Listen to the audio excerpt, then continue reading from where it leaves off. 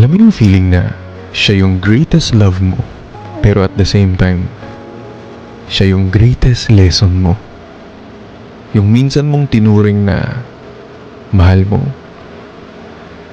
Ngayon, mahal mo pa rin naman pero hindi na pwedeng kausapin.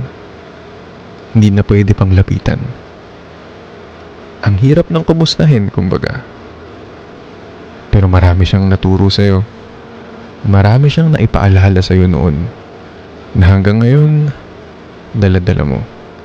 Hanggang ngayon, parte ng buhay mo. Kaya nga totoo, may mga tao talagang dadaan lang